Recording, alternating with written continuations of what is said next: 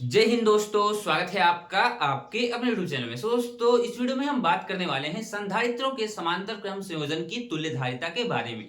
यानी कि जब हम संधारित्रों को समांतर क्रम में जोड़ते हैं तो उसकी तुल्यधारिता का सूत्र क्या होता है, इस वीडियो में मैं आपको बताऊंगा। काफी इंपॉर्टेंट डेरिवेशन है आपकी परीक्षा की दृष्टि से। और इसके पहले वाली वीडियो में मैंने श्रेणी क्रम संयोजन की तुल्यधारिता के बारे में बात किया था। आई होप आपने उस वीडियो को देखा होगा। अगर जो आपने उस वीडियो को नहीं देखा है तो डिस्क्रिप्शन बॉक्स में उसका लिंक है, वहां से जाकर आप उसे देख सकते हैं। काफी इंपॉर्टेंट वीडियो वो भी थी आपके परीक्षा के दृष्टि से। चलिए शुरू करते हैं। काफी आसान टॉपिक है, कई सारे बच्चों को बहुत कठिन लगता है, लेकिन मैं इस टॉपिक को ऐसे बताऊंगा कि बिल्कुल एक ही बार में आपके दिमाग में एज इट इज छप जाएगा, क्योंकि काफी आसान लैंग्वेज बताऊंगा। बिल्कुल किताबी लैंग्वेज का मैं प्रयोग नहीं करूंगा, अपनी सेल्फ लैंग्वेज से मैं बताऊंगा और आप भी अपनी ही लैंग्वेज में इसको लिखेंगे। ठीक है, बहुत सारे बच्चे कंफ्यूज होते हैं, क्या डेरिवेशन हम अपनी लैंग्वेज में लिख सकते हैं? तो जी हाँ, अपनी लैंग्वेज में आप डेरिवेशन लिख सकते हैं, लेकिन आपकी भी लैंग्वेज ऑथेंटिक होनी चाहिए। ठीक है, अब देखिए यहाँ पे एक सर्किट बनाया गया है, एक परिपथ बनाया गया है और उसमें C1, C2 और C3 इन तीनों संधारित्रों को जोड़ा गया है, जिनकी धारिताएं क्या है? C1 है, C2 और C3। तीन संधारित्रों को समांतर क्रम में यहाँ पे आप देख सकते हैं जोड़ा गया है और तीनों की धारिताएं क्या है? क्रमशः C1 है, C2 है और C3 है।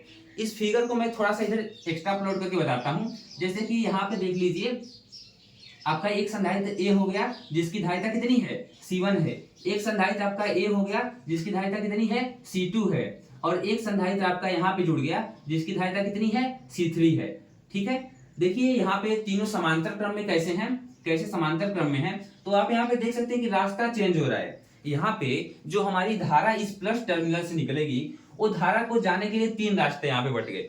उस धारा को जाने के लिए यहाँ पे तीन रास्ते बट गए और मैं एक ट्रिक बताऊंगा जिसको आपको याद ही कर लेना है। ठीक है, जैसा कि मैंने श्रेणी क्रम में जब बताया था, तो श्रेणी क्रम में कुछ ऐसा केस होता है। श्रेणी क्रम में कुछ ऐसा केस होता है। ठीक है, श्रेणी क्रम में कुछ ऐसा केस होता है, ये C1 संधारित्र, C1 और C2 और C3।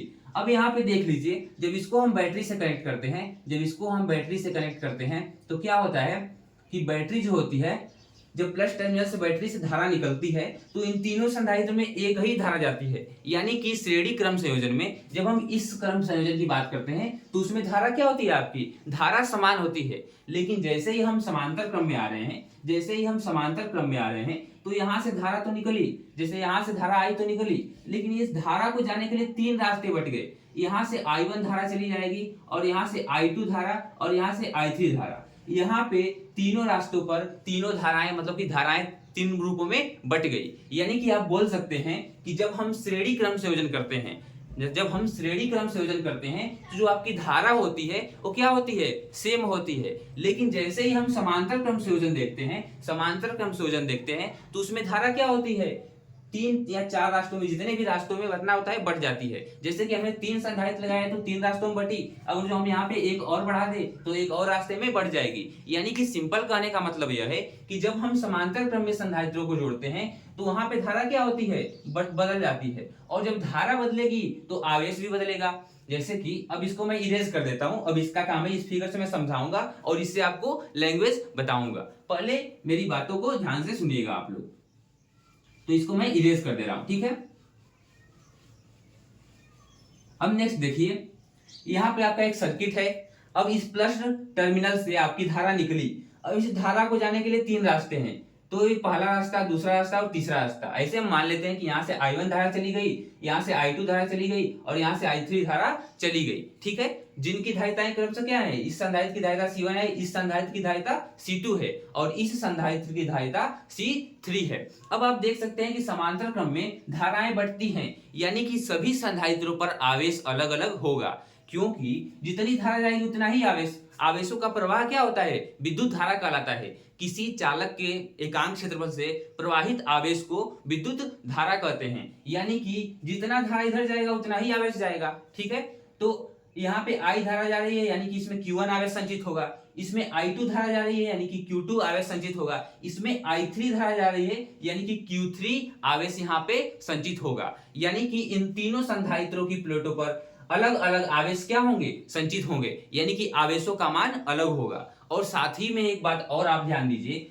यहाँ पे इन दोनों का जो टर्मिनल है, इन दोनों का जो टर्मिनल है वो एक ही पॉइंट पे है। इसकी तीनों प्लेटों यहाँ पे आके जुड़ी है, जैसे इसकी प्लस प्लेट यहाँ पे, इसकी माइनस प्लस प्लेट यहाँ पे और इसकी प्लस प्लेट यहाँ पे, यानी कि इसकी प्लस वाली प्लेट इस बिंदु पर जुड़ी हुई है और इसकी माइनस वाली प्लेटें इस बिंदु पर जुड़ी हुई हैं, यानी कि इनका जो पोटेंशियल होगा, जो विभव होगा वो तो समान होगा। विभव क्या होगा इनका, पोटेंशियल डिफरेंस क्या होगा, विभव क्या होगा, इसमें समान होगा, लेकिन आवेश क्या हो रहे हैं, अलग अलग रूपों में बट जा रहे हैं। तो जो देखिए जब भी आप डेरिवेशन करेंगे तो जो चीज बढ़ती है उसी का हम मान निकालते हैं अलग अलग। जैसे कि हम इस Q1 का मान निकाल दें और इस Q2 का मान निकाल दें और Q3 का मान निकाल दें और सभी को जोड़ दें तो हमें संपूर्ण आवेश का मान पता चल जाएगा कि संपूर्ण संधारित्र पे, तुल्य संधारित्र पे कितना आवेश संचित है। ठीक है, आई होप आपको इतनी बात समझ में आई होगी। चलिए अब लैंग्वेज कैसे लिखते हैं इसकी बातों को हम समझते हैं।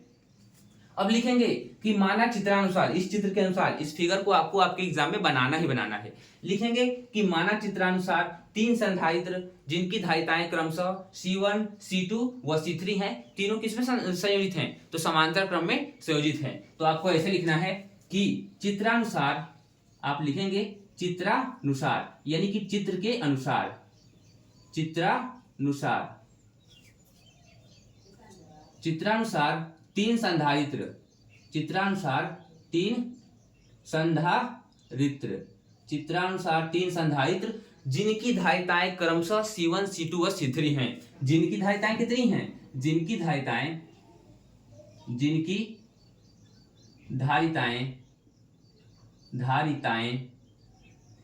क्रमशः कितनी हैं, तो C1 है तथा C2 है तथा C3 है। ठीक है, माना चित्रानुसार तीन संधारित्र जिनकी धारिताएं क्रमशः C1, C2 व C3 हैं, तीनों समांतर क्रम में संयोजित हैं। C3 हैं समांतर क्रम में संयोजित हैं, समांतर क्रम में संयोजित हैं।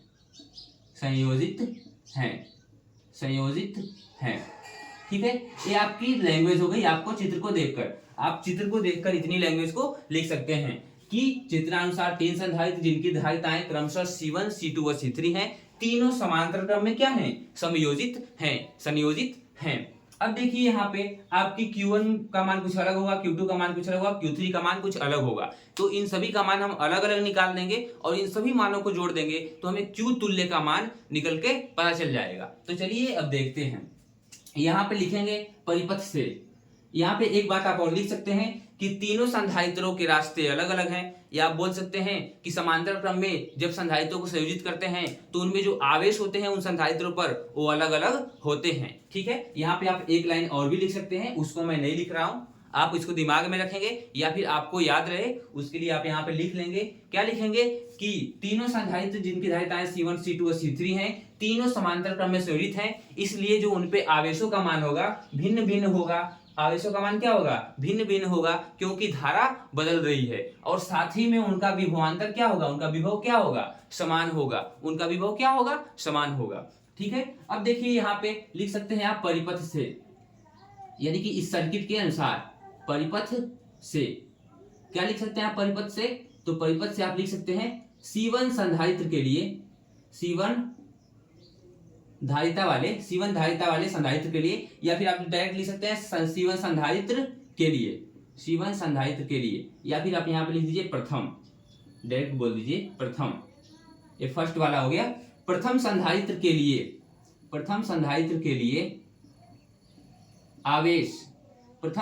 के लिए आवेश, मैंने बोला ना कि सभी आवेशों का आप अलग अलग मान निकालेंगे और उन सभी आवेशों को मान को हम क्या करेंगे, जोड़ देंगे तो हमें तुल्य आवेश का मान पता चल जाएगा। तो प्रथम संधारित्र के लिए आवेश कितना हो जाएगा, तो आवेश हो जाएगा आपका Q बराबर, मतलब कि Q1 प्रथम है तो Q1 बराबर C1 इंटू V।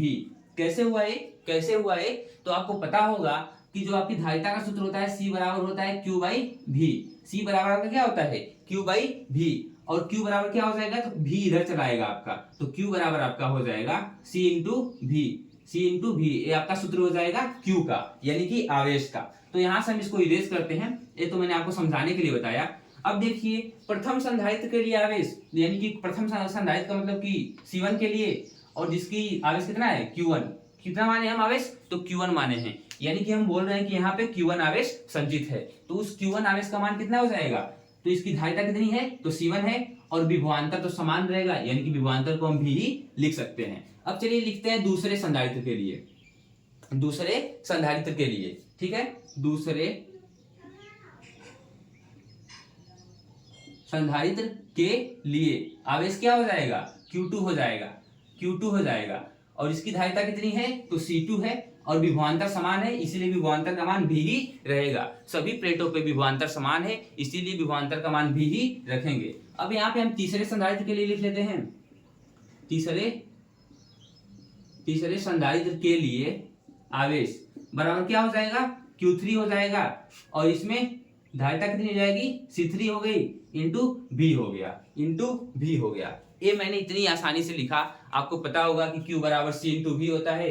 हम यहाँ पे Q1 का मान निकाल रहे हैं, इसीलिए हम C1 धारिता लिए हैं, और Q2 का मान निकाल रहे हैं, इसीलिए C2 धारिता लिए हैं, Q3 का मान निकाल रहे हैं, इसीलिए C3 धारिता लिए हुए हैं, और तीनों का विभव समान है, इसीलिए V, यानी तीनों का मान हम इक्वल रखे हैं। ठीक है, अब चलिए आगे समझते हैं।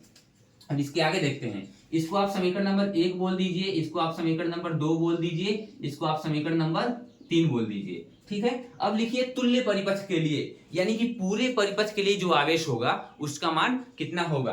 तुल्य परिपथ के लिए, तुल्य परिपथ के लिए जो आपका पूरा परिपथ है, उस तुल्य परिपथ के लिए Q क्या हो जाएगा, Q ही रहेगा, यानी कि Q तुल्य बोल सकते हैं आप, इक्विवेलेंट। EQ का मतलब इक्विवेलेंट, इक्विवेलेंट का मतलब तुल्य, इसीलिए मैं यहाँ पे EQ दिखा रहा हूं, यानी कि Q तुल्य का मान कितना हो जाएगा, यहाँ पे आपका C तुल्य इंटू V क्या हो जाएगा, ये आपका समीकरण नंबर बन जाएगा 4, ये आपका समीकरण नंबर क्या हो जाएगा 4, यानी तुल्य परिपथ के लिए जो आवेश तुल्य का मान होगा वो C तुल्य इंटू V के बराबर होगा, वो C तुल्य इंटू V के बराबर होगा। यहाँ पे आपके 4 समीकरण बन गए। अब यहाँ पे आप परिपथ से डायरेक्ट लिख सकते हैं, परिपथ से क्या लिख सकते हैं, परिपथ से लिख सकते हैं Q बराबर, यानी कि Q तुल्य बराबर Q1 plus Q2 plus Q3, यानी कि हम इन तीनों संधारित्रों को क्या कर सकते हैं, ऐसे मतलब तीनों संधारित्रों के आवेशों को हम ऐसे जोड़ देंगे तो उसका तुल्य आवेश का मान निकल जाएगा। अब यहाँ पे 1, 2, 3 व 4 इन चारों समीकरणों का मान इस 5वें समीकरण में आप रख देंगे। ये 5वां समीकरण आप बना लीजिए, और ये जो चारों समीकरण हैं इन चारों का मान, जैसे Q1 का मान यहाँ से रखेंगे इस Q1 में, Q2 का मान ये, Q3 का मान यहाँ पे। ठीक है, यानी कि Q1 का मान यहाँ से आप इसमें रखेंगे, Q2 का मान भी इसमें रखेंगे, और Q3 का भी मान भी इसमें रखेंगे, और जो तुल्य है उसका भी मान यहाँ पे आप क्या रखेंगे इस Q में, इस Q तुल्य का मान भी आप यहाँ पे Q में रखेंगे। एक Q EQ है, यानी कि इक्विवेलेंट है, इसको भी मैं यहाँ पे लिख देता हूँ, तो यहाँ पे आपका Q EQ है। अब चलिए इन तीनों यानी इन चारों समीकरणों का मान हम 5वें में रखते हैं, तो क्या हो जाएगा, यहाँ पे आप लिख सकते हैं समीकरण 1, 2, 3 और 4 का मान 5 में रखने पर, समीकरण 1, 2, 3 व 4 का मान 5 में रखने पर ऐसे आप यहाँ पे लिख लेंगे। ठीक है, इसको आप आराम से लिख लेंगे, यहाँ पे थोड़ा सा मैंने अच्छे से लिखा, रखने पर। ठीक है, क्या हो जाएगा जब आप इसका मान रखेंगे, तो Q इक्विवेलेंट आप यहाँ पे रखेंगे, तो Q इक्विवेलेंट का मान कितना है, तो C इक्विवेलेंट इंटू V, यानी कि आप यहाँ पे बोल सकते हैं कि C EQ इंटू V हो जाएगा, C EQ इंटू V, इसका मान यहाँ पे रखें। ठीक है, अब Q1 का मान यहाँ पे रखेंगे, Q1 का मान कितना है, तो C1 into V plus Q2 का मान कितना है, तो C2 into V plus Q3 का मान कितना है, तो C3 इंटू V। ये तीनों समीकरणों का मान हमने यहाँ पे रख दिया, इस चौथे समीकरण का मान हमने यहाँ पे इक्विवेलेंट की जगह पे रख दिया। अब ये तीनों क्या हो जाएंगे आपके, ये C इंटू V हो जाएगा डायरेक्ट, और एक C यहाँ पे आपका जो V होगा, इनमें विभवांतर समान है तो विभवांतर को हम कॉमन ले लेंगे, और संधारित्रों को C1 plus C2 plus C3 as it is यहाँ पे क्या कर सकते हैं, हम लिख सकते हैं। अब आप यहाँ पे देख सकते हैं AB और AB क्या है, समान है, यहाँ पे V से V क्या हो जाएगा, कैंसिल हो जाएगा, इस v से v कैंसिल हो जाएगा, तो यहाँ पे c बराबर आपका बच जाएगा c1 plus c2 plus c3। यानी कि आप बोल सकते हैं, मैं इधर लिख देता हूं, आपका c बराबर हो जाएगा c1 plus c2 plus c3। यानी कि जब आप संधारित्रों को समांतर क्रम में संयोजित करते हैं, जब आप संधारित्रों को समांतर क्रम में संयोजित करते हैं, तो जो आपकी तुल्य धारिता का सूत्र होता है वो क्या होता है, C बराबर C1 plus C2 plus C3, C बराबर C1 plus C2 plus C3। और वहीं पे जब हम श्रेणी क्रम में जोड़ते हैं तो C बराबर क्या होता है आपका 1/C बराबर 1/C1 plus 1/C2 plus C3। यानी जब हम श्रेणी क्रम में संयोजित करते हैं तो 1/, में मान आता है, और जब हम समांतर क्रम में संयोजित करते हैं तो C1 plus C2 plus C3 direct ये मान आपका आ जाता है। आई होप आपको ये डेरिवेशन पूरा अच्छे समझ में आया होगा। काफी आसान तरीके से मैंने बताया, काफी आसान लाइन बताई और पूरा मैकेनिज्म समझाने का आपको प्रयास किया कि इसकी क्रियाविधि क्या है, कैसे इसको करते हैं। और आप लोग डेरिवेशन में ध्यान दीजिएगा कि जिसका भी मान बट रहा होगा उसी का मान निकाल के हम उसका तुल्य निकाल देंगे तो हमारी तुल्य धारिता का मान निकल जाएगा। जैसे कि यहाँ पे आवेश बट रहा था, यहाँ पे Q1 आवेश, यहाँ पे Q2 आवेश, यहाँ पे Q3 आवेश, आवेश अलग अलग पार्टों में बट रहा था, इसीलिए हमने आवेशों का मान निकाला और उसको तुल्य आवेश के बराबर कर दिया, जहां से हमारी धारिता का सूत्र निकल के आ गया C बराबर C1 plus C2 plus C3। I hope आपको वीडियो काफी अच्छी लगी होगी। वीडियो को एक लाइक कर दें, चैनल को सब्सक्राइब कर दें, अपने दोस्तों के साथ शेयर कर दें। मिलते हैं नेक्स्ट वीडियो में, तब तक के लिए बाय बाय।